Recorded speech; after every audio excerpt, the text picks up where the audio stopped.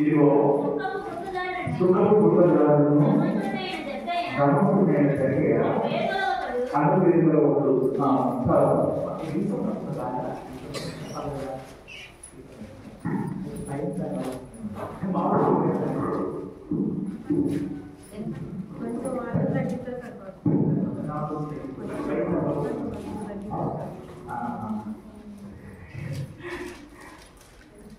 ఇక్కడ మనకి తెలిసిన సందర్భాన్ని నేను మేము సాయపడతా ఉన్నాను. మామూలు మాట్లాడితే కష్టపడుతున్నా లాస్ట్ కవితలు నిలబడతారా మామూలుగా మాట్లాడడానికి ప్రయత్నం చేస్తాను. దేవుని వాక్యంలో వచ్చి మనము సౌండ్ సిస్టమ్ గురించి బాగా ప్రార్థన చేయాలి. అంటే మన సౌండ్ సిస్టమ్ ఏదో దాని పాపం ఏదో పెట్టి రన్ చేస్తా ఉన్నాడు. కాబట్టి మంచి సౌండ్ సిస్టమ్ కూడా కావాలి, మనకి అది సెట్ అవ్వాలి. దానికి ప్రార్థన చేయండి. ఇక్కడ ఈరోజు దేవుని వాక్యంలో నుంచి లోకాసువార్త ఒకసారి దేవుని వాక్యం మనం ధ్యానం చేయాలని ఆశపడతా ఉన్నాను. లోకాసువార్త 19వ అధ్యాయము మొదటి 3 వచనాల్లో మనకి ఏం కనపడతా ఉంటుందంటే యేసు ప్రభు యెరికో అనే పట్టణంలో నుంచి ప్రవేశించి వెళ్తా ఉన్నాడు. యెరికో అనేది పట్టణం పేరు. ఏ పేరు అది? యెరికో అనే పట్టణం పేరు. యెరికో పట్టణాన్ని మనము పాత నిబంధనలో చూస్తాం, నిర్గమకాండము ఆ సమయాల్లో చూస్తాం. యెరికో అనే పట్టణము దేవుని యొక్క శక్తి చేత పడగొట్టబడిన పట్టణం. యెరికో అనేది చుట్టూ పెద్ద పెద్ద గోడల నుండి ప్రాకారాల చేత కట్టబడి ఆ గోడను దాటి రావడానికి అసాధ్యమైన పట్టణం అది. చాలా పటిష్టంగా భద్రంగా కట్టబడిన పట్టణం అది. అలాంటి పట్టణం కూడా ఏం చేయబడిందంటే ఇశ్రాయేలు దాని చుట్టూ తిరిగి దేవునికి జయధ్వనులు చేసినప్పుడు, దేవునికి స్తుతులు చెల్లించినప్పుడు ఆ పట్టణం మొత్తం కూడా నేల పాలైపోయింది, నేల మట్టుకు పడిపోయింది. ఆ పట్టణంలో ఉన్న ప్రతి ప్రాకారము ప్రతి గోడ నేల మీద పడిపోయింది. అటువంటి గొప్ప కార్యం చేయబడిన పట్టణము యెరికో. యెరికో అనే పట్టణంలో దేవుడి యొక్క కార్యము అనేకులు చూశారు. ఆ యెరికో పట్టణం పడగొట్టబడటాన్ని గురించి విని అనేక రాజులైన వారు ఆ యెరికో పట్టణానికి దేవుడు ఏం చేశాడో చూశారు. కాబట్టి ఇశ్రాయేలు దేవుడు ఎలాంటి వాడో వాళ్ళకి అర్థమైంది. యెరికో పట్టణం పడిపోవటాన్ని బట్టి అనేక జనాంగాలు ఇశ్రాయేలుకి భయపడటం మొదలుపెట్టి, యెరికో పట్టణం పడిపోవటాన్ని బట్టి అనేక మంది రాజులు ఇశ్రాయేలుకు మనసు మొదలుపెట్టారు. యెరికో పట్టణం పడిపోవటాన్ని బట్టి ఆ రాజ్యములు వారి దగ్గర నిలబడకుండా పారిపోతా ఉన్నాయి. అలాంటి గొప్ప కార్యములు యెరికో పట్టణంలో జరగడానికి మనం చూస్తా ఉన్నాం. అలాంటి యెరికో పట్టణము పడిపోయిన తర్వాత కట్టకూడదని యెహోషువ మాట్లాడతాడు. యెహోషువ ఆధీనంలో ఉన్న వాగ్దాన భూమిలోనికి వెళ్తున్న ఇశ్రాయేలు మధ్య జరిగిన కార్యం అది. యెరికో పట్టణం ఎప్పుడు కట్టబడుతుందో అప్పుడు శాపం వస్తుందని చెప్తారు. అది రాజుల కాలంలో మళ్ళా కట్టడాన్ని మొదలు పెడతారు, వాళ్ళు శాపాన్ని పొందుకుంటారు. అయినప్పటికీ కట్టడాన్ని విడిచిపెట్టరు, పట్టణాన్ని కడతారు. అనేక మంది వచ్చి ఆ పట్టణంలో నివసిస్తూ ఉంటారు. దేవుడు ఆ పట్టణానికి క్షమిస్తాడు. కానీ యెరికో అనేది శపితమైన పట్టణమే. ఆ శపితమైన పట్టణంలో నుంచి దేవుడు నడిచి వెళ్తా ఉన్నాడు. మన దేవుడు దీవెనలు కలిగి ఉన్న స్థలంలో మాత్రమే కాదు, ఆయన ఎక్కువ శాతము ఆయన ఎక్కడెక్కడ తిరుగుతా ఉన్నాడంటే శపితమైన పరిస్థితుల మధ్య, శపించబడిన జనాంగాల మధ్య, రక్షణ కొరకు ఎదురు చూసే వారి మధ్య, దీవెన కొరకు ఎదురు చూసే వారి మధ్య, విడుదల కొరకు ఎదురు చూసే వారి మధ్య ఎక్కడైతే అవసరం ఉందో అక్కడ యేసు ప్రభు ఉన్నట్టుగా మనం గమనిస్తూ ఉంటాం. అలాగే యెరికో అనే పట్టణం నుంచి వెళ్తా ఉన్నాడు. ఆ ఊరిలో ఒక వ్యక్తి ఉన్నాడు. ఆ వ్యక్తి పేరు జక్కయ్య. అతను సుంకపు గుర్తుదారుడు, తర్వాత ధనవంతుడు. అతను గురించి మాట్లాడుతూ ఉన్నాడు. అతను మనుషుల దగ్గర నుంచి పన్ను వసూలు చేసేవాడు, అలాగే ధనం కలిగిన వాడు. ఆ వ్యక్తి యేసు ప్రభు ఎవరో అని చూడబోయాడని 3వ వచనం మొదటి భాగంలో మనకు కనబడతా ఉంది. జక్కయ్య బహు ధనవంతుడు, జక్కయ్యకి ఉద్యోగం కూడా ఉంది. కానీ యేసు ప్రభు ఎవరో చూడాలనుకున్నాడు. యేసు ప్రభు యెరికో పట్టణంలోను యెరికో చుట్టుపక్కల ప్రాంతాల్లోనూ ఏమేం చేశాడో బహుశా వినుంటాడు. యేసు ప్రభు ఏమేం చేశాడని మీకు గుర్తున్నంత చెప్పగలుగుతారు ఏమన్నా? యేసు ప్రభు ఏమేం చేశాడు భూమి మీద ఉన్నప్పుడు? రోగులు స్వస్థపరిచాడు, కృష్ణుడు బాగు చేశాడు, చాలా చూస్తూ ఉంటారు. చాలా జరిగింది. కానీ ఇవి ఏవి కూడా జక్కయ్యకు అవసరం లేని పరిస్థితిలో జక్కయ్య ఉన్నాడు. జక్కయ్య కాళ్ళు బాగా ఉన్నాయి, చేతులు బాగా ఉన్నాయి, కళ్ళు బాగానే కనబడుతున్నాయి, జక్కయ్యకి మాటలు వస్తా ఉన్నాయి, జక్కయ్యకి ఆర్థిక అవసరం లేవు, జక్కయ్యకి అంతా బాగానే కనబడుతుంది. కుష్ఠరోగం ఉద్యోగం లేదు, ఏమీ లేదు జక్కయ్యకి. అయినా సరే జక్కయ్య ఒక ఆశ కలిగి ఉన్నాడు. ఏం ఆశ కలిగి ఉన్నాడు అంటే యేసు ఎవరో చూడాలి అనుకుంటా ఉన్నాడు, యేసు ఎవరో కలుసుకోవాలనుకుంటా ఉన్నాడు, యేసు దగ్గరికి వెళ్ళాలనుకుంటా ఉన్నాడు. ఎంత ఆశ్చర్యకరమైన సంగతి చూడండి. ఈ రోజు ఇక్కడ మనలో మనకంటే ఏ అవసరం లేకపోతే దేవుడి సన్నిధికి ఎంతమందికి రాగలుగుతాం? మనకి ఏ ఇబ్బంది లేకపోతే దేవుడి సన్నిధికి ఎంతమందికి రాగలుగుతాం అంటే, బహుశా చాలా సంవత్సరాల నుంచి దేవుడు నమ్ముకున్న వాళ్ళు వీళ్ళు చాలా మంది ఉన్నారు. దేవుడి సన్నిధిలో మారుమనసు పొందిన వాళ్ళు ఉన్నారు, రక్షణ పొందిన వాళ్ళు ఉన్నారు. వీళ్ళు కాక మనలాంటి సంఘాలు కాక మిగతా వాళ్ళకి ఏ ఇబ్బంది కాకపోతే దేవుడి దగ్గరికి వచ్చే వాళ్ళు చాలా తక్కువ మంది అని అనుకుంటా నేను. ఎందుకంటే మనుషులకి ఏదో ఒక అవసరం ఉంటేనే దేవుడి దగ్గరికి వస్తారు, సహజంగా జరుగుతుంది. పెద్ద పెద్ద సంఘాలు ఉంటాయి, సిఎస్ఐ సంఘాలు లేదా బాప్టిస్ట్ సంఘాలు, చాలా సంఘాలు ఉంటాయి. ఆ సంఘంలో ఉన్న వాళ్ళందరికీ కూడా డబ్బులు ఉన్న వాళ్ళు ఉంటారు, చాలా పెద్ద పెద్ద వాళ్ళు ఉంటారు. అయినా సరే ఏ అవసరం లేకపోయినా సరే వాళ్ళు ఆ సంఘాలకి వెళ్తా ఉంటారు. మనలాంటి చిన్న చిన్న సంఘాల్లో కొన్నిసార్లు ఎక్కువగా మంది వస్తారు, కొన్నిసార్లు తక్కువ మంది వస్తారు. కారణం ఏంటంటే మనము అవసరంలో ఉన్నప్పుడు దేవుడు తీరుస్తాడు అని చెప్పడం బహుశా అది కూడా కారణం అయ్యుండొచ్చు. కానీ ఇక్కడ ఈ జక్కయ్య అనే వ్యక్తికి ఆర్థికమైన ఇబ్బందులు లేవు, ఆరోగ్య సంబంధమైన సమస్యలు లేవు, అపవాది చేత పీడించబడటం లేదు, ఏమి అవసరమైన వ్యక్తిగా కనబడట్లేదు, ఏ అవసరం లేదు తనకి.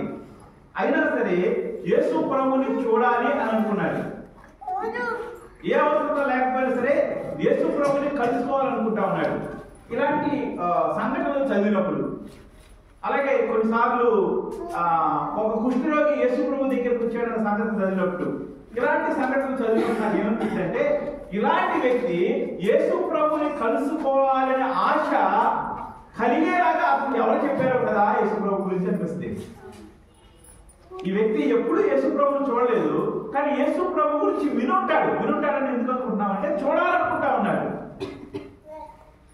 ఈ వ్యక్తికి ఏ అవసరం లేదు, ఏ ఇబ్బంది లేదు, ఏ సమస్య లేదు. అయినా సరే యేసు ప్రభు దగ్గరికి రావాలి, ఒక్కసారిగా చూస్తే బాగుండు అనే ఆశ తనలో కలగడానికి ఏ వ్యక్తి కారణమయ్యాడో అనిపిస్తున్నాడు.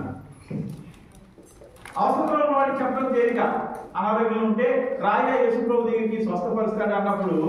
అయినా సరే చాలా చోట్ల తిరిగి చివరికి ఎప్పుడో యేసు ప్రభు దగ్గరికి వచ్చేవాళ్ళు ఉంటారు చాలా మంది. మీకు కూడా చాలా మంది తెలుసు, చాలా సార్లు అనేక స్థలాల నుంచి మన దగ్గర మనుషులు కొంతమంది వస్తూ ఉన్నారు, లేదా మేము కొంతమంది కొన్ని స్థలాలకు వెళ్ళి దేవుడి నుంచి దేవుని యొక్క పరిచయం చేసి తిరిగి వస్తా ఉన్నాము. ఆ స్థలాల్లో ఇబ్బందులతో ఉన్న వారి దగ్గరికి వెళ్ళినప్పుడు, లేదా కష్టాలతో ఉన్న వారి దగ్గరికి వెళ్ళినప్పుడు, అనారోగ్యంతో ఉన్న వారి దగ్గరికి వెళ్ళినప్పుడు, ఇంకా ఖచ్చితంగా చెప్పాలంటే దెయ్యాల చేత పీడించబడుతున్న వారి దగ్గరికి వెళ్ళినప్పుడు ప్రార్థన చేస్తే విడుదల వచ్చిన తర్వాత అమ్మ దేవుడి దగ్గరికి రండి అని పిలిచినప్పుడు ఆ విడుదల పొందిన తర్వాత కూడా దేవుడి దగ్గరికి రావడానికి సిద్ధపడే వాళ్ళు చాలా తక్కువ మంది ఉంటారు. మరలా ఇబ్బంది వస్తే వెళ్ళి తాయిలో మూడు కట్టించుకోవడానికి ముందుకు వెళ్ళే వాళ్ళకి ఎక్కువ మంది కనపడతారు. కానీ లేదు, ప్రార్థనలో దెయ్యం ఉన్నది, ఆ జయాన్ని పొందుకున్న మనము ప్రార్థన విడిచిపెట్టాం కాబట్టి మనకి ఇబ్బంది వస్తుంది, ప్రార్థనకి అయితే సరిపోద్ది అనుకున్న వాళ్ళు చాలా తక్కువ మంది ఉంటారు.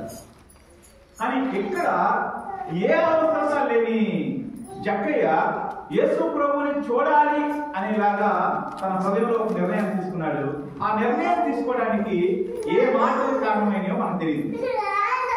ఆ నిర్ణయం తీసుకోవడానికి ఎవరు తనతో ఆ మాటలు చెప్పారో మనకు తెలియదు. అలాగే ఇప్పుడు చెప్పారు కదా, ఒక కుష్ఠరోగి యేసు ప్రభు దగ్గరికి వస్తా ఉన్నాడు. ఆ కుష్ఠరోగి మనుషుల మధ్యలో యేసు ప్రభు దగ్గరికి రావాలంటే చాలా కష్టమైన విషయం. ఎందుకంటే కుష్ఠరోగులు ఊరిలో అడుగు పెట్టకూడదు. కుష్ఠరోగులు ఎక్కడైతే ఊరిలో అడుగు పెట్టారో లేదా మనుషుల మధ్యకి వచ్చారో వాళ్ళ రావసత్తుకు చంపాలి. అయినా సరే ఈ కుష్ఠరోగి నేను చనిపోయినా పర్లేదు, యేసు ప్రభు కలుసుకుంటే కాలని రావడానికి చూస్తూ ఉంటాం మనం. మనుషులు ఎలాంటి గొప్ప అద్భుతము తన జీవితంలో జరగడానికి కారణమయ్యారో, ఆ కుష్ఠరోగి చెప్పిన వ్యక్తి ఆ కుష్ఠరోగి జీవితంలో అద్భుతం జరగడానికి కారణమయ్యాడు. అలాగే జక్కయ్య అనే వ్యక్తికి యేసు ప్రభు గురించి చెప్పిన వ్యక్తి బహుశా ఒకళ్ళ ఇద్దరు ముగ్గురు నలుగురు మనకు తెలియదు, కానీ ఎవరో చెప్తా ఉన్నారు. ఆ చెప్పటం తన హృదయంలో ఏమనిపిస్తుందంటే ఒక్కసారి యేసు ప్రభుని చూస్తే చాలనుకున్నాడు, కలవడానికి అవకాశం ఉండదు అనుకున్నాడు. కారణం ఏంటంటే తన పొట్టివాడు, అంటే చాలా పొట్టివాడే ఉంటాడు. బహుశా ఆ పొట్టివాడి వల్ల ఆ యేసు ప్రభుతో పాటు జనాలు గుంపులతో వస్తున్నప్పుడు వారిలో నుంచి దూరి వెళ్ళలేడు, వారి పై నుంచి ఎత్తుగా ఉండి యేసు ప్రభుని కలవలేడు. తనలో ఒక లోపం ఉంది. అది యేసు ప్రభువుని చూడకుండా కలవడానికి అవకాశం లేకుండా చేస్తా ఉంది. అయినా సరే జక్కయ్య ఏం చేశాడంటే దాన్ని పక్కన పెట్టాడు. యేసు ప్రభువుని చూడాలని ఆశపడతా ఉన్నాడు. ఆ రోజు యేసు ప్రభువు భూమి మీద మనిషిగా దిగి వచ్చాడు. భూమి మీద మన కొరకు తన పవిత్రమైన దేహాన్ని, పవిత్రమైన రక్తాన్ని కాల్చడానికి, శిలువలో మరణించడానికి, విడుదల పొందడానికి, విడిపించడానికి ఆయన భూమి మీదకి వచ్చాడు. కాబట్టి ఆయన చూడటానికి మనుషులు తండోపతండాలకు వెళ్ళి చూస్తా ఉన్నాం. మరి ఈ రోజు కూడా దేవుడు మన మధ్యనే ఉండటానికి సిద్ధపడతా ఉన్నాడు. ఈ రోజు కూడా మన మధ్యన కూర్చుండటానికి ఇష్టపడతా ఉన్నాడు. కీర్తన గ్రంథము 22:3 చదివితే అక్కడ మాట కనపడతాం. మనం ఎప్పుడు మాట్లాడుకునే మాట అది ఒకసారి చదువుతారా? 22వ కీర్తన 3వ వచనం. ఇశ్రాయేలు చేయి స్తోత్రం మీద ఆసీనుడవై, అంటే ఆసీనుడు అంటే కూర్చోవడం. మనం ఎక్కడ కూర్చుంటాం? కుర్చీలో కూర్చుంటాం, నేల మీద కూర్చుంటాం, పీటల మీద కూర్చుంటాం, స్టూల్ మీద కూర్చుంటాం, లేదా ఇలాంటి దిమ్మల మీద కూర్చుంటాం. అంటే కూర్చోవడం అంటే అర్థం ఏంటంటే, నేను మీ ఇంటికి వచ్చి ఏదో ఒక మాట మాట్లాడి వెళ్ళిపోవాలనుకున్నప్పుడు కూర్చోండి. మ్యాక్సిమం మీరు కూర్చోవడం లేదా మా వెళ్ళిపోతాము వెళ్ళిపోతాము. కూర్చోవడం అనేది దేనికి సాదృశ్యంగా కనబడుతుందంటే సమయాన్ని గడపడానికి సాదృశ్యంగా కనబడతా ఉంది. ఎప్పుడైతే నువ్వు స్తుతిస్తావో, ఎప్పుడైతే నువ్వు కనపడతావో ఆ స్తుతుల మీద దేవుడు ఆసీనుడు అవుతాడని మాట్లాడుతూ ఉంది. ఇశ్రాయేలు అంటే కేవలం యాకోబుకు పుట్టిన వారు మాత్రమే కాదు, కానీ ఎంతమంది అయితే దేవుని యందు విశ్వాసం ఉంచుతారో వారందరినీ ఇశ్రాయేలుగా పిలువవుతుంది. ఇశ్రాయేలు అయిన వారు నా జనాంగం అని దేవుడు పిలుస్తా ఉన్నాడు. ఆయన అంగీకరించిన మనమందరం కూడా ఆయన జనాంగమే, ఆయన కుమారులమే. దేవుడిని స్తుతిస్తే, గణపరిస్తే, మహిమపరిస్తే ఆయన మన మధ్యన ఉంటాడని చెప్తా ఉన్నాం. ఆ రోజు ఎరికో పట్టణంలోంచి నడిచి వెళ్ళిన దేవుడు ఈ రోజు మన జీవితంలో, మన కుటుంబాల్లో, మన ఇళ్లలో, మన మధ్యన సంఘంలో కూడా నిలబడడానికి, కూర్చోవడానికి, సహవాసం చేయడానికి సిద్ధంగా ఉన్నాడు. నమ్మిన వాళ్ళందరూ దేవుని స్తోత్రం చెబుదాం ఒకసారి. దేవుడు మన స్తోత్రం మీద ఆసీనుడయ్యే దేవుడు. ఆయన్ని చూడాలి అనుకున్నాడు. ఎవరనుకున్నారంటే ఆ రోజు?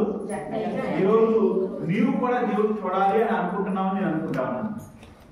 మనము దేవుణ్ణి చూడాలనే ఆశ కలిగిన వారిగా ఉండాలి. మనకి ఏ అవసరత లేకపోయినా, ఏ ఇబ్బంది లేకపోయినా, ఏ సమస్య లేకపోయినా ఆయన్ని చూడాలి అనుకోవాలి.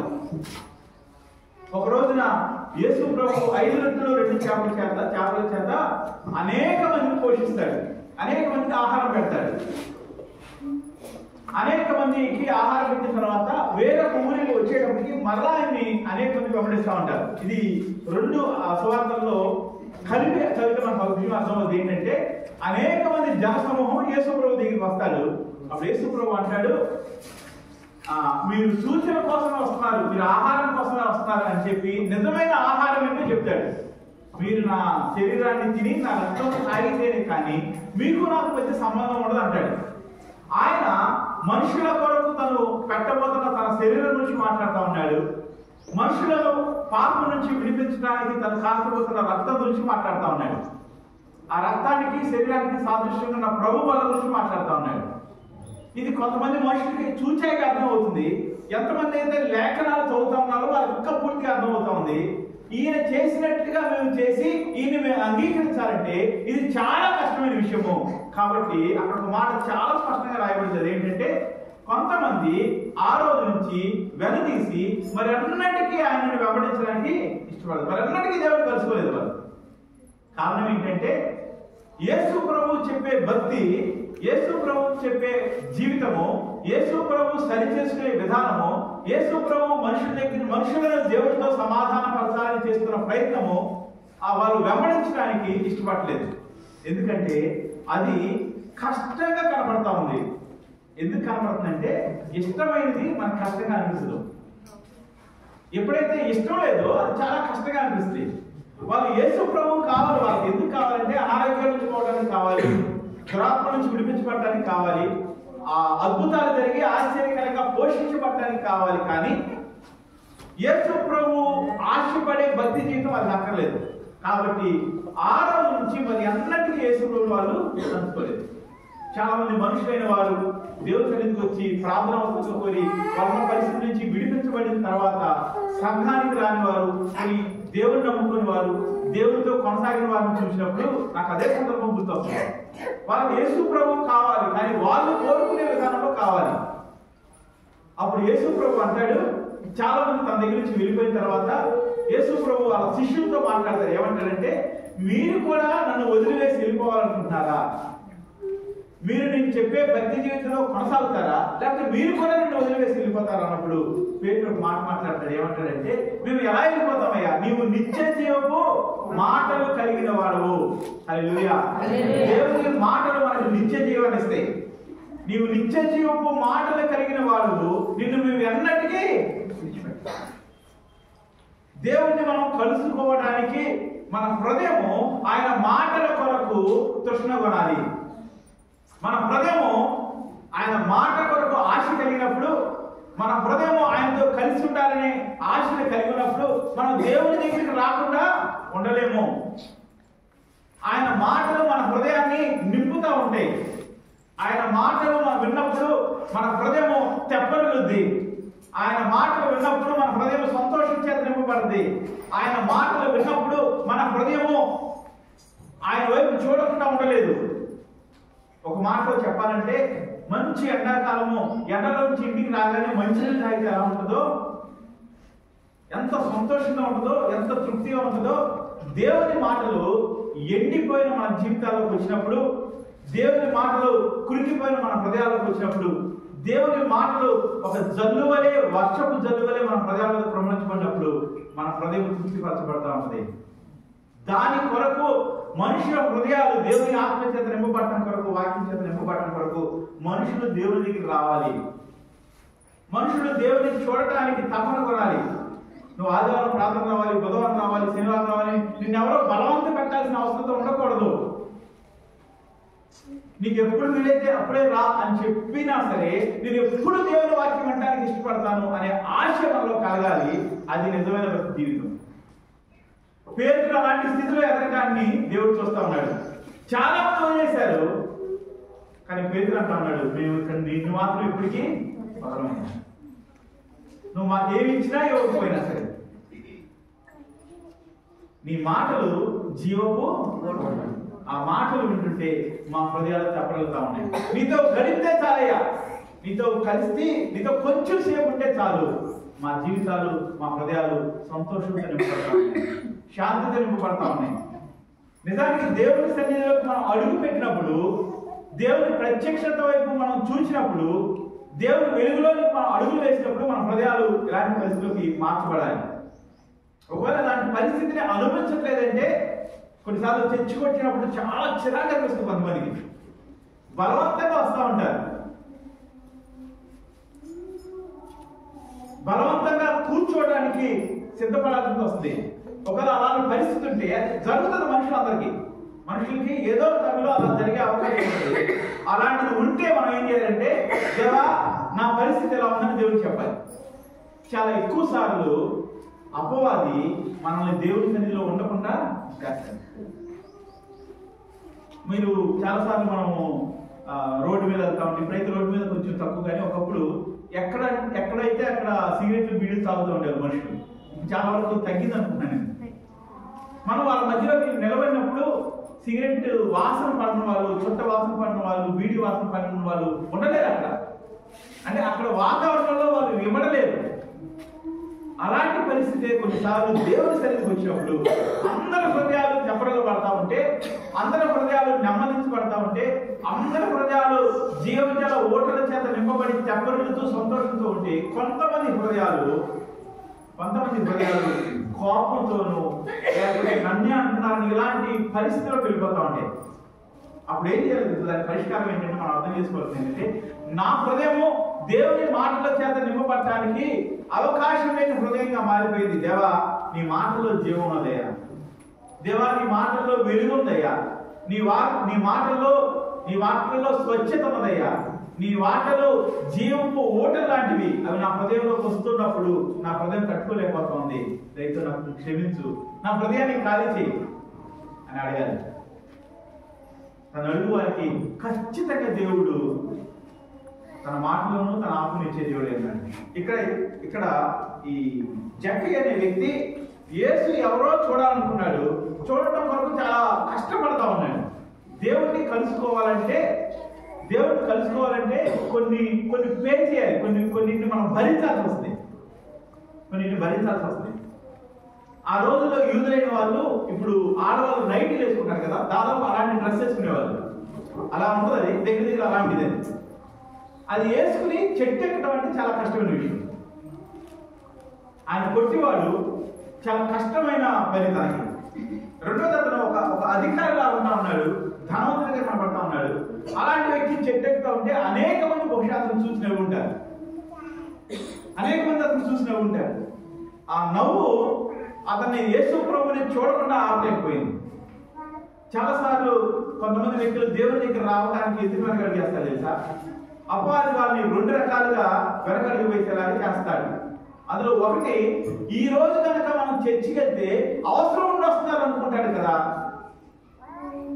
ఈ రోజు కనుక నేను చర్చికి వెళ్తే ఇదిగో బాగాలేదు, అనారోగ్యమను లేకపోతే డబ్బులు అవసరం, ఏదో అవసరం కోసం వస్తున్నాడు అనుకుంటాడు కదా అని అపవాది వాళ్ళతో మాట్లాడతాడు.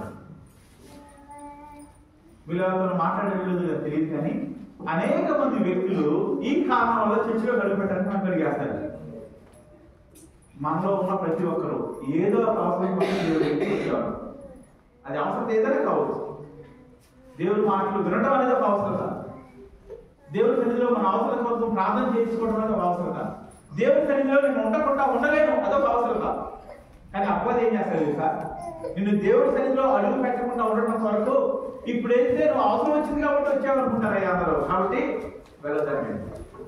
దేవుడి దగ్గరికి నిన్ను రాకుండా చేసేది ఏదైనా సరే, అది మాట కావచ్చు, మనిషి కావచ్చు, పని కావచ్చు. మళ్ళీ చెప్తా ఉన్నాను, దేవుడి సన్నిధిలో నువ్వు అడుగు పెట్టకుండా చేసేది ఏదైనా సరే, అది ఇలాంటి మాటలు కావచ్చు, పని కావచ్చు, మనుషులు కావచ్చు, ఎవరైనా సరే వారు అపవాదికి చెందిన వాళ్ళని గుర్తుపెట్టుకోండి.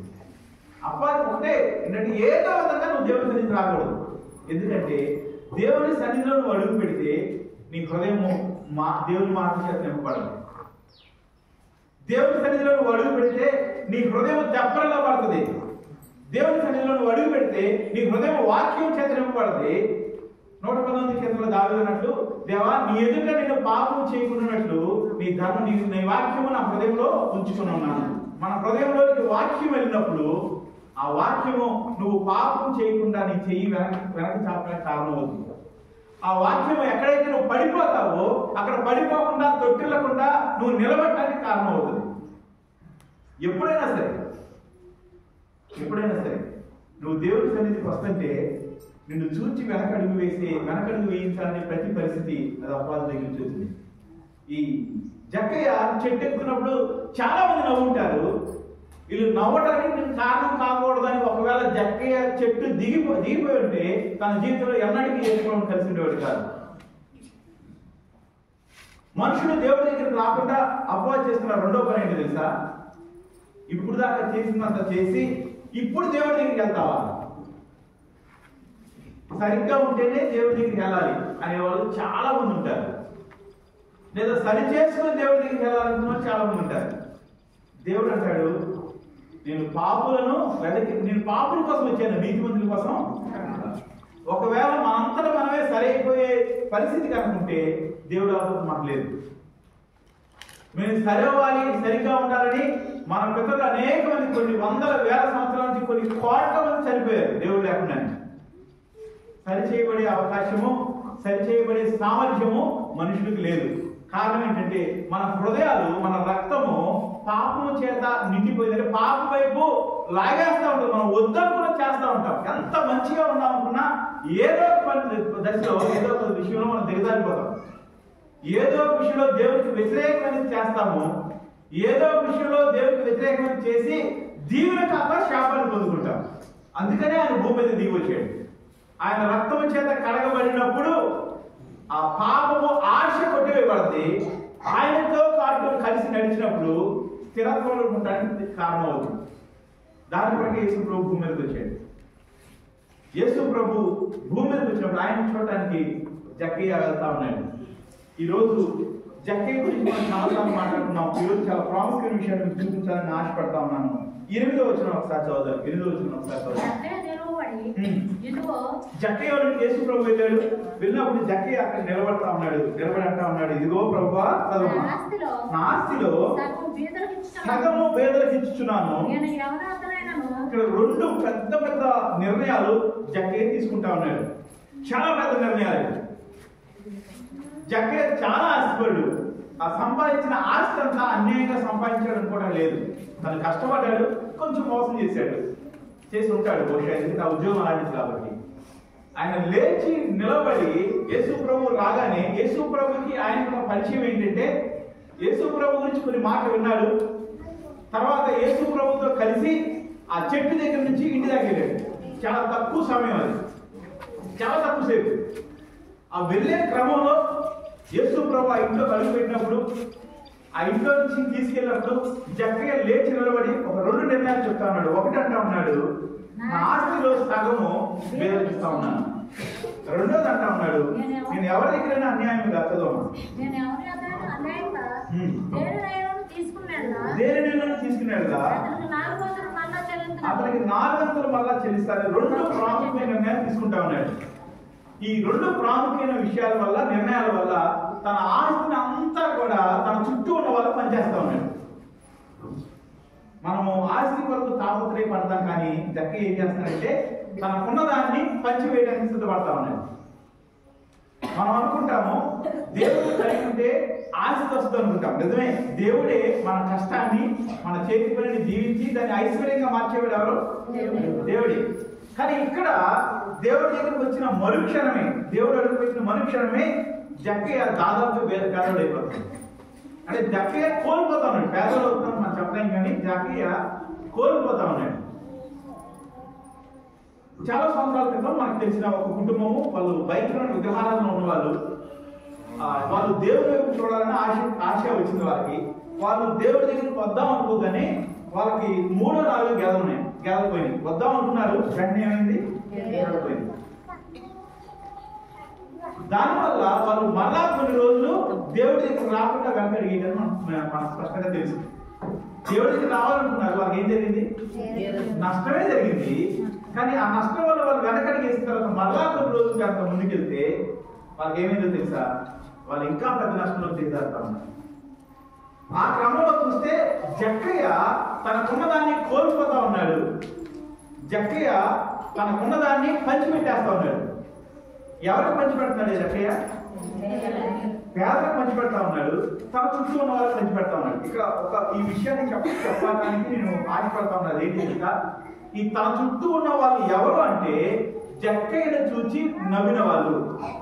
తన చుట్టూ ఉన్న వాళ్ళు ఎవరంటే వాళ్ళు ఇతను పాపి అని చెప్పి మనుషుల చేత పిలుస్తున్న వాళ్ళు.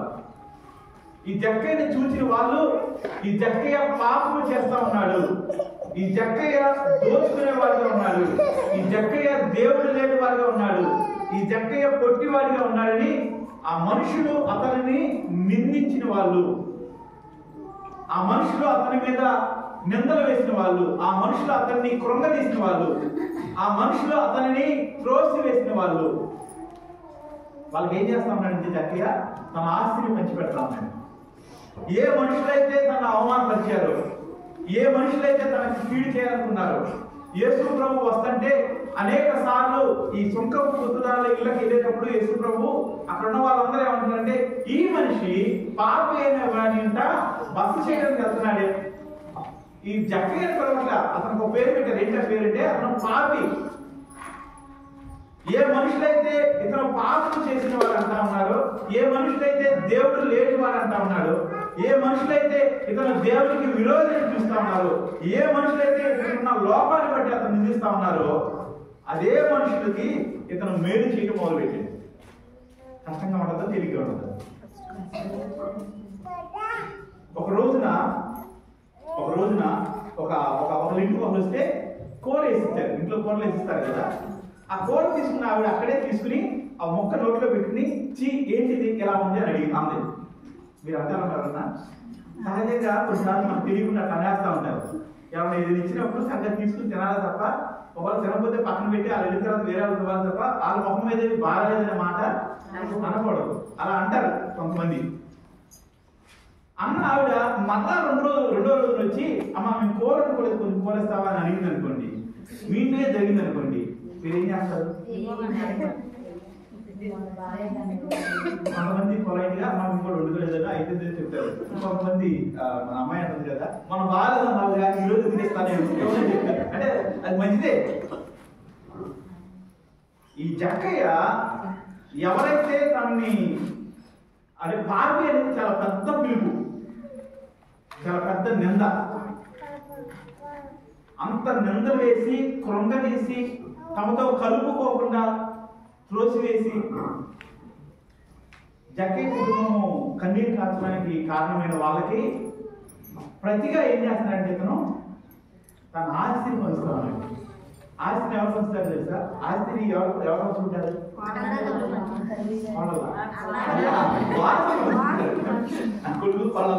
వారసులు అంటే ఆ కుటుంబానికి సంబంధించిన వాళ్ళు పంచుకుంటారు, వారసులు పంచుకుంటారు.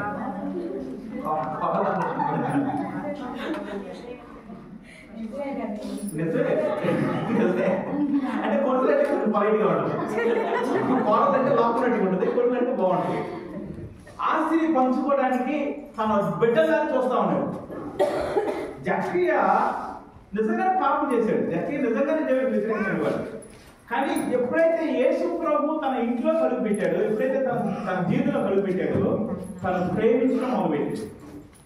ఎవరిని ప్రేమిస్తున్నాడంటే తన మీద నిందలు వేసిన వారికి, తన పాపి అనిపించిన వారికి, తన త్రోసి వేసిన వారికి, చిచ్చి ఇలాంటి వారి ఇంటిగా దేవుడు వెళ్తుంది అనిపించిన వారికి, తన అంటే కొట్టివాడు అనిపించిన వారు తన పంతం అవుతుంది.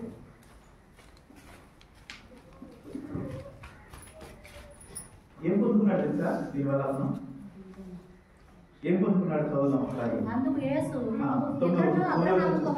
అందుకు యేసు అంటున్నాడు, ఇతరును అబ్రహాము కుమారుడే. అబ్రహాము అనే వ్యక్తి ఇశ్రాయేలు జీవితంలో చాలా ముఖ్యమైన వాడు. అబ్రహాము, మోషే వీళ్ళందరూ చాలా గొప్పవారు. అబ్రహాము సంతానము అని చెప్పుకుని కనబడుతూ ఉంటారు ఇశ్రాయేలు. నేను అబ్రహాము సంతానము అని చెప్పుకోవటంలోనే వాళ్ళ ఘనతంతా ఉంది. కానీ అబ్రహాము సంతానం అంటలేదు యేసు ప్రభు. జక్కయ్యని ఏమంటున్నాడంటే ఇతను అబ్రహాముకు కుమారుడు అంటా ఉన్నాడు. తను కోల్పోవటం వల్ల, తను ప్రేమించడం వల్ల, ఎవరైతే తను ద్వేషించారో, ఎవరైతే తను హింసించారో, ఎవరైతే తను త్రోసివేశారో వాళ్ళకి సహాయం చేసే ప్రేమను పొందుకోవడం వల్ల అతను ఉన్న వాటినన్నింటినీ, అప్పటి వరకు ఉన్న పేరు, అతని పేరు ఇతను పాపి, అతను కొట్టేవాడు, ఈ రెండింటిని పిలిచేవాడు. కానీ యేసు ప్రభు కొత్త పేరు పెడతాడు. ఏమంటాడంటే అబ్రహాము, ఇతను అబ్రహాము కుమారుడు. కారణం ఏంటంటే ఈ ఇంటికి రక్షణ వచ్చి ఉన్నది. హల్లెలూయా. రక్షణ పొందడం ఆ రోజుల్లో రక్షణ. ఈ రోజు మన రక్షణ అంటే మనం తెచ్చుకెళ్తాము, ప్రార్థన చేసుకుంటాము, మార్మల్ పొందుతాము, బాధ్యత తీసుకుంటాము. ఈ రోజు రక్షణ అది. ఆ రోజు రక్షణ అనేది చాలా పెద్ద పదం. అది వాళ్ళు రక్షణ పొందాడు, ఈ వ్యక్తి రక్షింపబడ్డాడు అనడానికి చాలా పెద్ద ప్రొసీజర్ ఉండేది. చాలా కష్టం, ఆ మాటను పొందుకోవడం చాలా కష్టం. అందుకని మనుషులు ఏం చేసేవారంటే ఎవరికాలు తగిలించుకునేవారు. నేను రక్షింపడ్డాను అని తగిలించుకునేవాడు. అసలు మంచి మంచి బట్టలు వేసుకుని మంచి రోడ్డు మధ్య నిలబడి అందరూ చూస్తున్నప్పుడు ఆ బట్టలు చెప్పుకుని ప్రార్థన చేసేవాడు. అప్పుడు అనుకున్నాడు, అబ్బా ఇదంతా ప్రార్థన చేస్తున్నాడు, ఇది రక్షించబడిన వాడేమో అనుకునేవాడు. కానీ జక్కయ్యకి రక్షణ అవుతుంది తెలుసా? ఆ మాట ఎలా అవుతుంది తెలుసా? ఎవరికి వాళ్ళు పెట్టుకున్న పేరు నుంచి యేసు ప్రభు రక్షణ ఎవరు పొందారు, ఎవరు పొందగలలేడు అని చెప్పగలిగిన ఒకే ఒక వ్యక్తి, ఒకే ఒక దేవుడు యేసు ప్రభు నోటి వెంట నుంచి మాటను పొందుకుంటామని.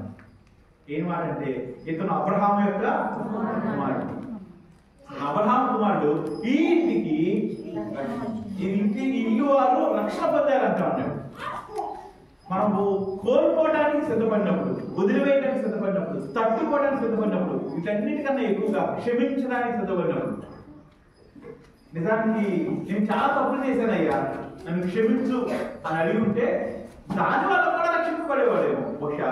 కానీ ఇప్పుడు దాన్ని దాటి ఎవరైతే తనను నిందించారో, ఎవరైతే తనను అవమానపరిచారో, ఎవరైతే తనను కలుపుకోలేదు, ఎవరైతే తను వెలువేశారో, ఎవరైతే నువ్వు పనికిరాని వాడు అన్నారో, ఎవరైతే మాతో పాటు కూర్చుంటానికి నీకు అర్హత లేదన్నారో వాళ్ళకి తనకున్న వాటిలో శ్రేష్టమైన వాటిని ఇవ్వడానికి వాడు ఎలా ఎవరుతున్నాడంటే కొద్దిసేపు యేసు ప్రభువుతో కలిసి నడవగానే తన హృదయము ఆ డబ్బు కోసం ఎంత కష్టపడి ఉంటాడు అతను, ఆ డబ్బు కోసం ఎన్ని అడదాలు తోడుకుంటాడు.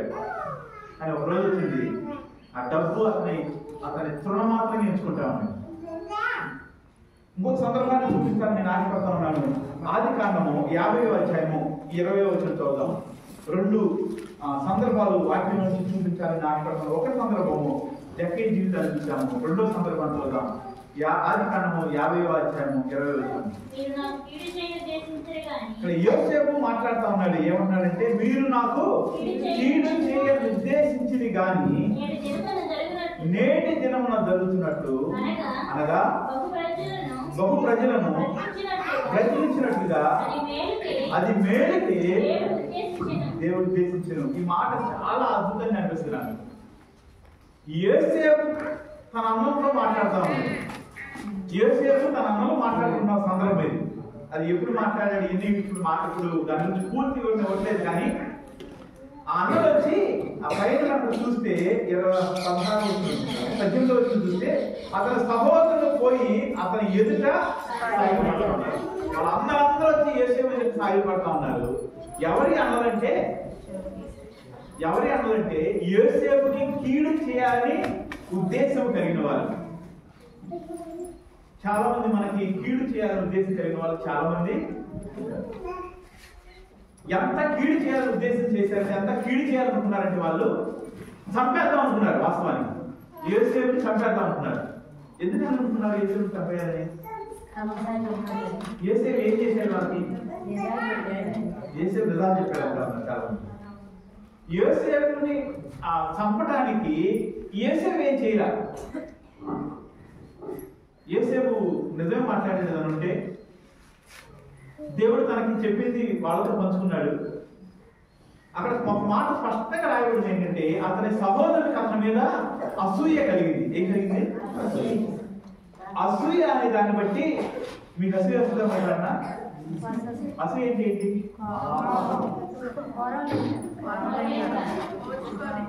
అసూయ ఏంటి? పాపం కాదు, ఓర్చుకోలేకపోవడం. అంటే సింపుల్ ఏంటంటే ఆడవాళ్ళని వాళ్ళు చాలా సార్లు చీర కొనుక్కుంటారు కదా, కొనుక్కుంటే జరుగుతుంది కదా. చాలా ఎక్కువ సార్లు మన చీర కన్నా తక్కువ చీర నచ్చుంది. చాలా ఎక్కువ సార్లు సహజంగా మగవాళ్ళు ఆ బాధ ఉండగా అనుకుంటున్నా తెలిసి. అది వరకు పర్లేదు, కానీ వాళ్ళకి ఎప్పుడు మంచి చీర దొరుకుతుంది, నాకు ఎప్పుడు మంచి చీర దొరకలేదు అనుకున్నారు ఎప్పుడన్నా? చాలా మంది నవ్వుతున్నారంటే అనుకున్నారు. అదే అసూయ అవుతుంది చెప్పండి. అంటే అసూయ స్టార్టింగ్ పాయింట్. అది ఎక్కడికో తీసుకెళ్ళిపోతుంది. అవసరమైతే ఆ బట్టలు చించేసేదాకా, కాల్చేదాకా, కాల్చిపెట్టేదాకా ఎక్కడెక్కడికి వెళ్ళిపోతా ఉంటుంది. అలాంటిది అంటే ఆడవాళ్ళకి అసూయ ఉండటం అది ఒకరొక లక్షణం అండి. అంటే ఆడవాళ్ళందరినీ విమర్శించలేదు, కానీ అది చిన్న పాయింట్ అని చెప్తా ఉన్నాను. ఒకవేళ లేకపోతే నువ్వు క్షమించండి. కానీ మగవాళ్ళకి అసూయ, అది కూడా ఎంత అసూయ అంటే పీక్స్కి వెళ్ళిపోయింది. యేసేపుని చంపేద్దాం అంటున్నారు, కానీ ఒక అన్న జాగ్రత్త. యేసేపుని తీసుకుని అమ్మివేయడానికి సిద్ధపడతారు. అమ్మివేసే ముందు అతన్ని ఒంట్లో వేస్తారు. ఒంట్లో నుంచి అతను నడుస్తూ ఉంటాడు. అన్నలాగా నా మీద జాలిపడండి. నిన్న ఒకరితో మనం మాట్లాడుతున్నప్పుడు తన జీవితంలో జరిగిన సంఘటన నాతో ఆమె మాట్లాడుతూ ఉంది. చాలా రోజుల క్రితం చెప్పింది. మరలా ఆ విషయం చెప్తా ఉంది. ఏంటంటే అమ్మాయి చిన్న బిడ్డున్నాడు, తన ఊళ్ళో నెల రోజులున్న ఒక బిడ్డున్నాడు. వాళ్ళ సొంత తల్లి, వాళ్ళ సొంత అత్త, బావ వాళ్ళని వాళ్ళ సామానంతా రోడ్డు మీద లాగేస్తా ఉన్నారు. ఆ బిడ్డని, ఆ తల్లి కూడా రోడ్డు మీద లాగేస్తా ఉన్నారు. ఈ అమ్మాయి వాళ్ళ అత్తని వాళ్ళ బావని అడుగుతా ఉంది, ప్లీజ్ ప్లీజ్ మా సామాను బయట వేద్దని అడుగుతా ఉంది. వాళ్ళు కనీసం మొక్కలు కూడా చూడలేదంట. ఆ మాట ఉంటే నాకు కళ్ళ నీళ్ళు వచ్చింది. ఉంటారా వాళ్ళ ఎక్కడన్నా? ఉంటారా? బహుశా యోసేపు కూడా ఇలాగే బతిలాడుతూ ఉంటాడు. నన్ను చంపొద్దు, నన్ను వదిలివేదు, అమ్మి వేస్తారన్న ఆలోచన బహుశా అతనికి లేదు. ఆ గుంటలో నుంచి బయటకు రావట్లేక చనిపోతారనుకుంటాడు. తన అమ్మలో బతిలాడుతూ ఉన్నాడు. తన అమ్మల వైపు చూసి క్యాబిల్ వేస్తా ఉన్నాడు, కన్నీళ్ళు కారుస్తా ఉన్నాడు. దేవుడి వైపు తిరిగి కేకలేస్తా ఉన్నాడు, అన్నల వైపు తిరిగి బ్రతిలాడుతూ ఉన్నాడు. కానీ 2 ప్రార్థనలు అతనికి జవాబు రాదు. చాలా ఎక్కువ సార్లు మన ప్రార్థనలకు జవాబును మనం చూడలేము.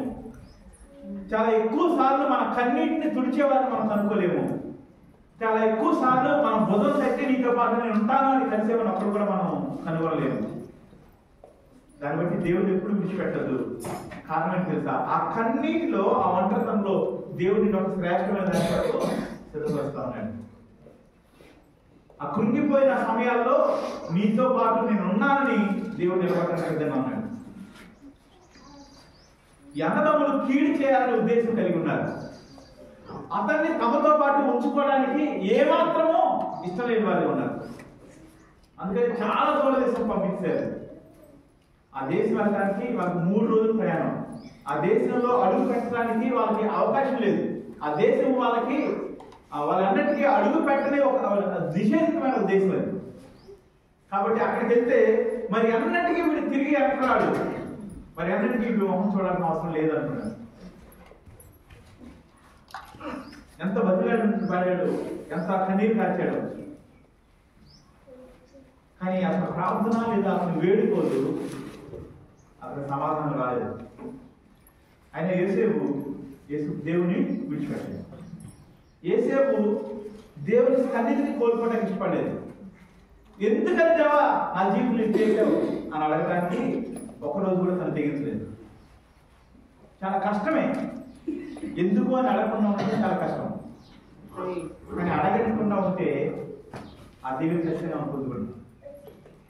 యోసేపే కాదు, మా జీవితంలో కూడా కొన్ని పరిస్థితులు జరిగినప్పుడు ఫస్ట్ లో దేవా ఎందుకు అని అడిగేవాళ్ళము. తర్వాత అనిపించింది ఎందుకని తెలుసుకుని మనం ఏం చేయగలుగుతామా? చాలాసార్లు ఎందుకు అని తెలుసుకోవాలని అనుకుంటాము, ఎందుకు ఇలా జరిగిందని తెలుసుకోవాలనుకుంటాము. కానీ దేవుడు ఎందుకు ఇలా జరిగిందో చాలాసార్లు మనం చెప్పలేదు. కానీ ఎందుకు అని కూడా ప్రశ్నించకుండా ఓర్చుకోవడానికి నువ్వు సిద్ధపడితే నేను యేసేపులాగా దేవుడు ఉన్నతమైన స్థానంలో నిలబడతాడు. అప్పుడు కూడా దేవుడు నామం వెళ్ళిపోతాడు.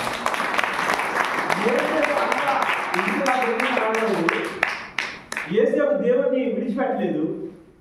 తను చంపబడటానికి అన్నలందరూ సిద్ధపడినప్పుడు, తను గుంటలో తోయబడినప్పుడు, గుంటలో నుంచి తీసి బానిసగా అమ్మబడినప్పుడు, తను తీసుకెళ్లి బహు ఐశ్వర్యం కలిగిన వాడు, చాలా ఆస్తికి వారసులైన యోసేపు వేరొక ఇంట్లో బానిసగా చేయబడినప్పుడు కూడా ఎందుకు దేవాన్ని దేవుణ్ణి ప్రశ్నించాలని మనం చూడడం, లేదా దేవుడిని విడిచిపెట్ట కూడా చూడడం.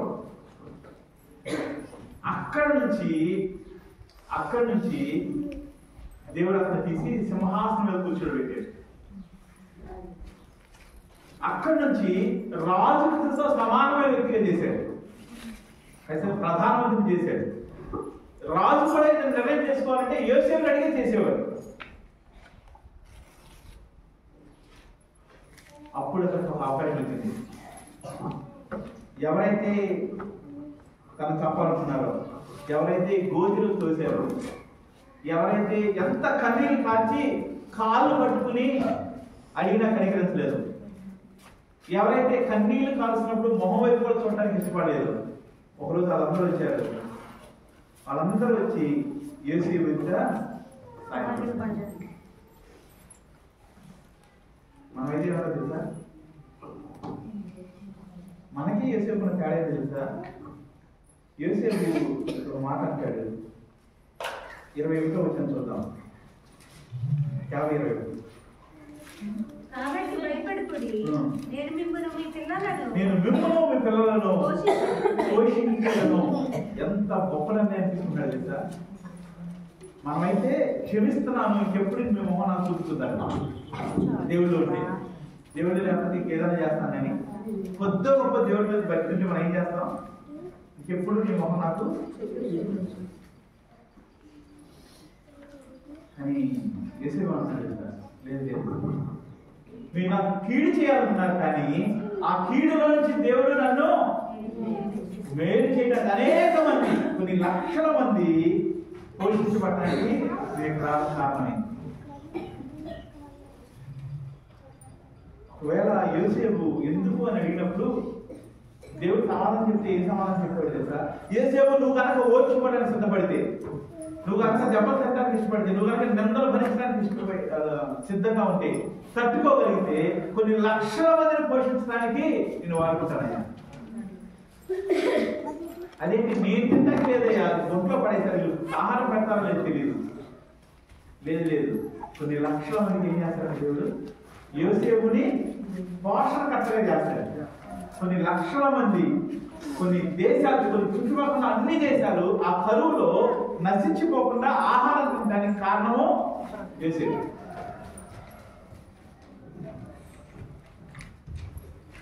అలా అవ్వాలంటే ఏం జరగాలి తెలుసా? అలా చేయడానికి, అలాంటి స్థితికి ఎదగాలంటే ఏమవ్వాలో తెలుసా? యోసేపు జీవితంలో 2 పనులు చూస్తాం. ఇందాక జక్కయ్య జీవితంలో చూసాము.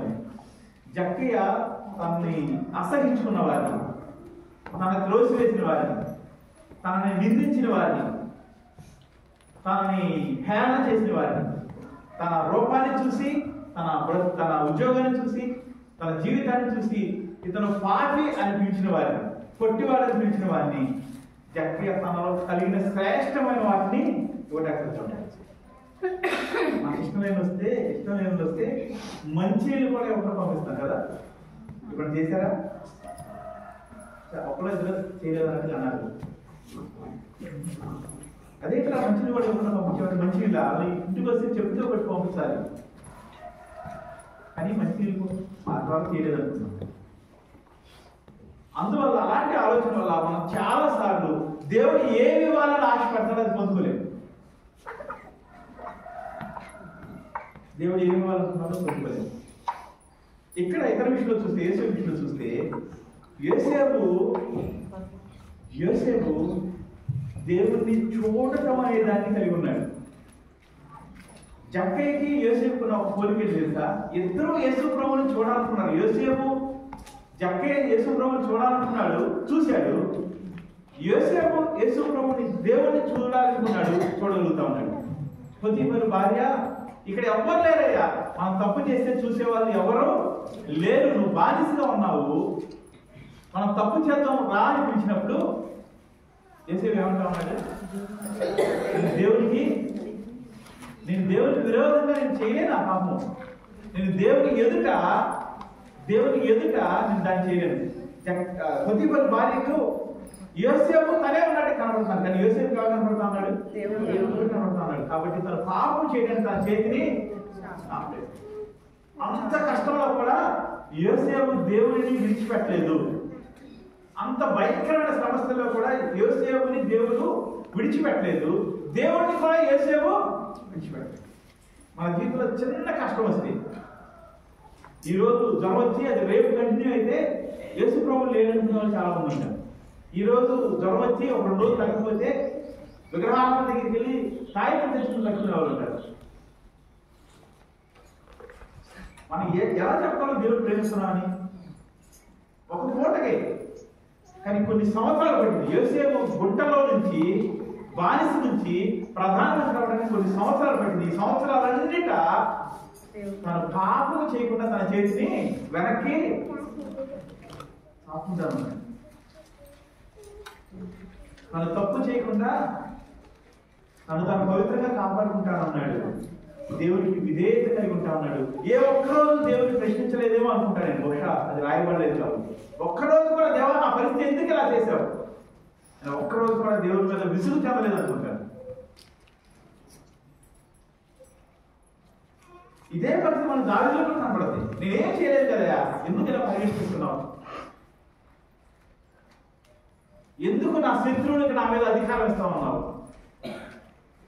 నీకు జవాబు కావాలని దేవుడు కావాలి. ఇంకోసారి గట్టి చెప్తారా? దేవుడు కావాలంటే దేవుడు లోబడు. దేవుడు కావాలంటే క్షమించడానికి సిద్ధపడి. యోసేపు తన అన్నలో చూసినప్పుడు ఏం గుర్తొచ్చుంట తనకి? మనకి నేను మీ ఇంటికి వచ్చాను అనుకోండి, మీరు మా ఇంటికి వచ్చారు అనుకోండి, ఒకరోజు మంచి చికెన్ బిర్యానీ చేసి పెట్టాను అనుకోండి, అంటే ఇప్పుడు నేను చేయను, మావి చేస్తుంది, చేసి పెట్టాను. రెండోసారి వచ్చినప్పుడు నువ్వు నెక్స్ట్ వచ్చినట్టు తింటావు, భార్య భర్త కలిసి మాకు కలిసి మంచి భోజనం చేసాం, తమ్ముడు తాగాం, బయటకు వెళ్ళాం, ఎంజాయ్ చేసాం, వచ్చాం, అయిపోయింది. ఇంకోసారి ఇప్పుడు వచ్చినప్పుడు మీకు మాకు గొడవ తిట్టుకున్నాం. మూడోసారి మనకు కనబడినప్పుడు మీరు ఎదురుపడినప్పుడు మీకు ఏం గుర్తొస్తుంది? బిర్యానీ గుర్తురాదు కదా. యోసేపు అన్నదమ్ములను చూసినప్పుడు యోసేపు హృదయమైన గాయాలు ఖచ్చితంగా మరలా తిరిగి రేగుండే. అది అపవాది చేసే పని. అది ఒకరు మనకి ఇబ్బంది పెట్టినప్పుడు, ఒకరు మనల్ని సూటిపోటి మాట్లాడినప్పుడు, ఒకరు మనల్ని తొక్కువేయాలని ప్రయత్నం చేసినప్పుడు, ఒకరు మనం నిందించినప్పుడు, ఒకరు సహాయం చేయగలిగి కూడా మేము చేయమన్నప్పుడు వాళ్ళు కనపడగానే అదే గుర్తొస్తుంది. మన చర్చలో ఒక కొంత మాట్లాడుతూ ఉన్నాను, ఏదో విషయం మీద మాట్లాడుకుంటా ఉన్నప్పుడు అది అన్నాడు, అన్న మా అన్నయ్యకి 2 సంతకాలు అవసరమైనవి. అంటే మా సొంత బంధువుల అమ్మాయి కాబట్టి వెళ్ళబోతుంది. వాళ్ళ బంధువులందరూ అంటే వాళ్ళ అమ్మ వాళ్ళ బంధువులందరూ కూడా పెద్ద పెద్ద ఉద్యోగస్తులు, చాలా ఉన్నతమైన స్థితిలో ఉన్నారు. వీళ్ళు అనుకున్నారు మేము అడగగానే వాళ్ళు వెంటనే వచ్చి మా సంతకాలు పెట్టేస్తారు అనుకున్నారు. కానీ మనం అలా అనుకుంటాం కదా.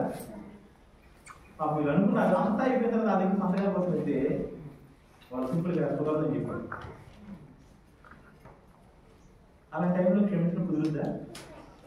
ఇంకా ఇప్పటికీ అసలు మొహం కూడా చూడటానికి అవకాశం ఉండదు. కానీ ఆ భార్య అంత మంచిది తెలుసా, వాళ్ళు సంతకం పెట్టడం కుదరదు అన్నారు. ప్రతి సంవత్సరం బంధువులందరూ ఇంటికి వస్తారు ఒక టైంలో. రెండోసారి కూడా అలాంటి రోజు వచ్చింది. అప్పటి నుంచి సంతకం పెట్టడం తర్వాత కూడా అంతకుముందు ఎంత బాగా చూశారో అంతకన్నా ఎక్కువ బాగా చూడటానికి ప్రదర్శిస్తూ ఉన్నారు. నాకు చాలా ఆశ్చర్యం అనిపించింది. కుదురుదా? సహాయం చేయనప్పుడు ఆ సహాయం చేయకపోవడం వల్ల ఒక లైఫ్ మొత్తం ఇటు ఎలాంటిదంతా వేరే వెళ్ళిపోయినప్పుడు, తలకిందలు అయిపోయినప్పుడు, మళ్ళా వాళ్ళు మన దగ్గరికి వచ్చినప్పుడు ప్రేమించిన కుదురుదా? మాట్లాడలేదంటే కుదరదని కుదరదు, చాలా కష్టం, అసాధ్యం అది.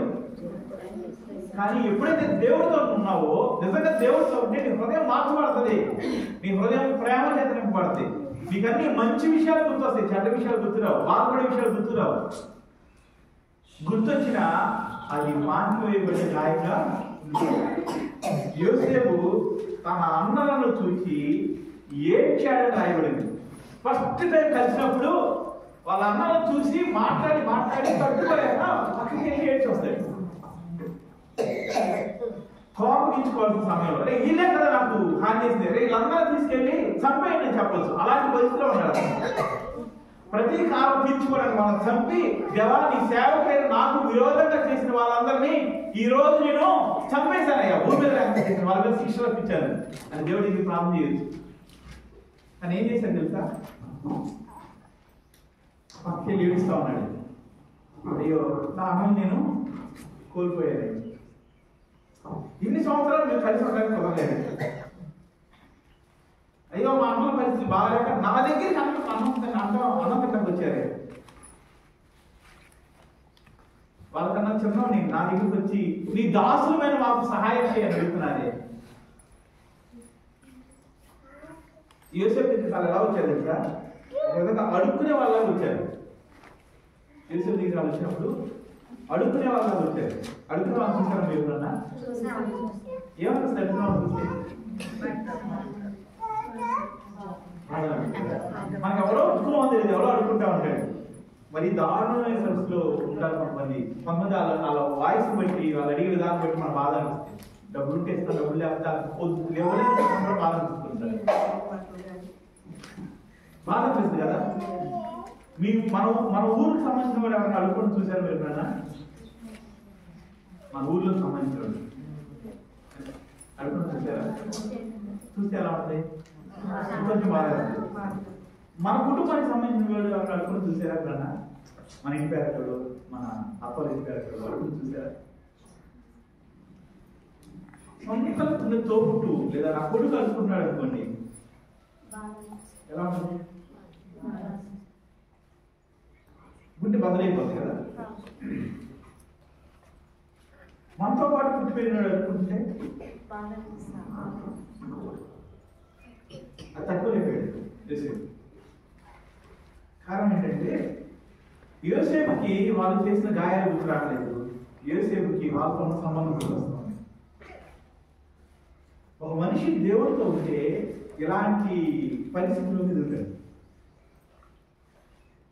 ఒక మనిషి దేవుడితో ఉంటే ఇలాంటి ఆత్మీయతలో పెరుగుతాడు. ఒక మనిషి దేవుడితో ఉంటే ఇలాంటి ఆత్మీయత కలిగితే దేవుడు వాళ్ళ సింహాసనాలు చూస్తున్నాడు. జక్క విషయంలో జరిగింది అదే, దావీదు విషయంలో జరిగింది అదే, యోసేపు విషయంలో కూడా జరిగింది అది. నాలుగోదిగా నీ జీవితంలో స్థిరపడితే నీ జీవితంలో కాదే చాలా ఎక్కువ సార్లు మనుషులను మనం క్షమించలేక ఆ గాయాన్ని మనం మన హృదయంలో ఉంచుకుంటాం. మనిషిని క్షమించడం చాలా కష్టం. ఎందుకంటే మనుషులు మన మీద వేసే నిందలు మన గుండెలు మొక్కలు అయిపోయేలా చేస్తాయి, మన జీవితాన్ని తలకిందులయ్యేలా చేస్తాయి. ఒకరోజు నా దివ్య నేను ఒక ఇంటికి వెళ్ళాము, ఒక ఫంక్షన్కి వెళ్ళాము. ఫంక్షన్కి వెళ్ళినప్పుడు ఒక ఆవిడ మా దగ్గరికి వచ్చింది. మా ఇద్దరిని చెరువు చేతి పట్టుకుని నన్ను క్షమించరా అని అడుగుతుంది. ఏమైంది అంటే, మీ గురించి చాలా విషయాలు విన్నాను, తప్పుగా అనుకున్నాను. మీ గురించి విన్నానని నేను నమ్మాను, మీ గురించి చాలా తప్పుగా అనుకున్నాను. ఆవిడ ఏమైనా తెలుసా, మేము దొంగలం అని ఉంది, రకరకాల విషయాలు ఉంది మా గురించి. అది చెప్పినప్పుడు కూడా ఎవరు మాకు తెలుసు. కానీ ఆ రోజు అనిపించింది, అరే కొంచెంసేపు ఒక 2 క్షణాలు లేదా 3 క్షణాలు లేదా ఒక 2 నిమిషాలు అనిపించింది. చాలా బాధ అనిపిస్తుంది. సొంత వాళ్ళ మీద చెప్తారా, సొంత వాళ్ళని దొంగలు అనుకుంటారా, సొంత వాళ్ళని తప్పుడు నింద వేస్తారా?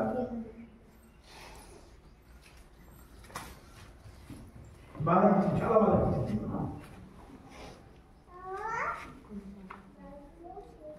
అనేక మంది నోట్లో నుంచి అలా మాటలు వచ్చి, అయ్యో మమ్మల్ని క్షమించండి, మీ గురించి తప్పుగా అనుకున్నాం, మమ్మల్ని క్షమించండి, మీ గురించి తెలియదు అనుకున్నాం అనే మాట్లాడుతున్నప్పుడు ఒకవైపు బాధ అనిపిస్తుంది, కొద్దిసేపు అదే తర్వాత ఏమవుతుంది తెలుసా, దేవా ఎంత గొప్ప దేవుడు. మన గురించి కొంతమంది కొన్ని విషయాలు విన్నప్పుడు మన గురించి మనం ఏమి డిఫెండ్ చేసుకోకుండానే, నేను అలా కాదు అని సమాధానం చెప్పుకోకుండానే, ఎక్స్ప్లెనేషన్ ఇవ్వకుండానే దేవుడే వారికి మన గురించి అర్థం చేసినంత బాగుంటుంది. మనం ఏం చేస్తాం తెలుసా, మన మనమే నిజం చేయడానికి. నీ మీద నువ్వు విచారి అని నిలబడినప్పుడు, నీ మనస్తత్వం బాగాలేదు నిలబడినప్పుడు, నువ్వు మాట్లాడుకోవడం వాళ్ళతో మాట్లాడిన విషయాలు మాట్లాడుతున్నా నిలబడినప్పుడు ఏం చేస్తాం మనం సహజంగా? ఎవరైతే మనలో ఆనంద ఇస్తాడో ఆవిడ ఆనంద అయితే ప్రయత్నం చేస్తాం. కానీ దేవుడి సన్నిధిలో కనుక దేవుడి కాలం కట్టుకోగలిగితే ఒక రోజు వస్తుంది.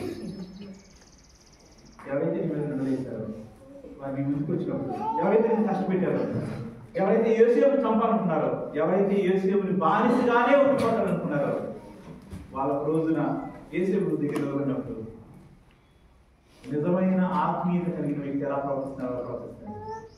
ఏమన్నాడు తెలుసా, నువ్వు నచ్చించేయాలన్నాడు, కానీ ఇది దేవుని ఏర్పాటు. వాళ్ళని చూసినప్పుడు తన కన్నీళ్ళు కాల్చుకుని ఉండలేకపోయాడు. తన ప్రేమ పొంగు వస్తా ఉంది లోపల నుంచి. చాలా కుటుంబాలు, మన సంఘంలోని అనేక కుటుంబాలతో సహా అపవాది యొక్క చేతులు వెళ్ళిపోతా ఉంది. క్షమించడం చాలా కష్టం, క్షమించడం చాలా కష్టం. క్షమించగలిగితే, కీడుకు ప్రతిగా మేలు చేయగలిగితే,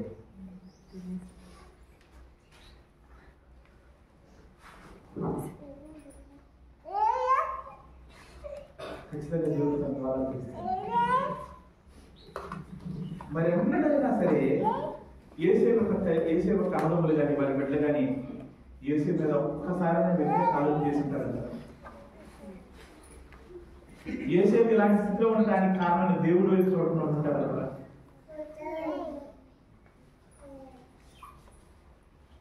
యేసేపు దేవుడు చూశాడు, చెక్కే దేవుడు చూశాడు. వాళ్ళ హృదయాలు మార్చబడి, మనం దేవుడు వైపు చూస్తున్నామని అనుకుంటున్నాం, కానీ మన హృదయాలు మార్చబడకపోతే, ఎవరైతే మనం ఇబ్బంది పెడుతున్నారో వాళ్ళని క్షమించి వాళ్ళని హత్తుకోలేకపోతే, ఎవరైతే మనం పడేయాలనుకుంటున్నారో వాళ్ళని క్షమించి విడిచిపెట్టకపోతే,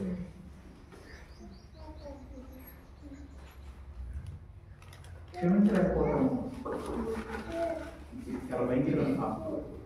క్షమించలేకపోవడం అనేది మన దీవెన పొందుకోకుండా కారణం అవుతుంది. ఒక వ్యక్తిని మనం క్షమించలేకపోవటము మన ఎదుగుదలకు ఆటంకం అవుతుంది. మనం ఒక వ్యక్తిని క్షమించలేకపోవడం దేవుడితో సహవాసానికి అది ఆటంకం అవుతుంది. ఒక నిమిషం ప్రార్థన చేసుకున్నామా?